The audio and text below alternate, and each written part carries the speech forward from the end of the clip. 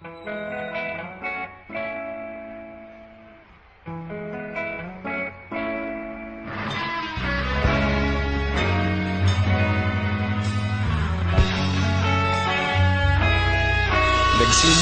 ang lahat sa eskwela, nagsama-samang 12 sa kalokohan at sa tuksuhan, hindi maawat sa isa't isa. Madalas ang standby sa cafeteria, isang barkada na kay saya. Laging may hawak-hawak na gitara, konting udyok lamang kakanta na. Kay simple lamang ng buhay nun, walang mabibigat na suliranin. Problema lamang laging kulang ang datong.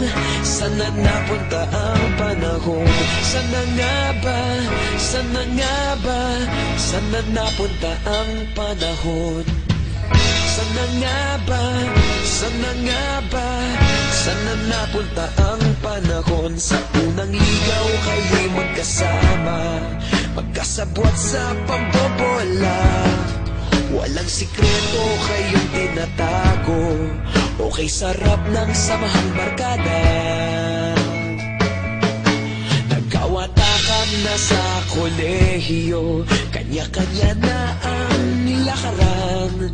Kahit minsan na lang kung magkita, pagkakaibigay hindi nawala. At kung saan na napadpad ang ilan, sa dating eskwela meron din naiwan. Meron pa ng mga ilang nawala na lang, nakakamiss ang dating samahan. Sana nga ba? Sana nga ba? Sana nga bang barkada ngayon?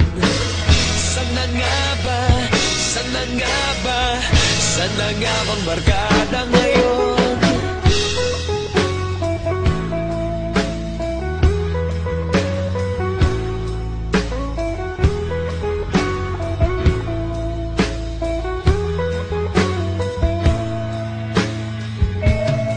Ilang taon din ang nakalipas, wala pa sa aming tatay na nagsusumikap upang yumaman at kuminhawang kinabukasan. Paminsan-minsan kami nagkikita, mga naiwan at natira. At gaya nung araw namin sa eskwela, pag magkasama'y nagwawala. Napakahirap malimutan ang saya ng aming samahan.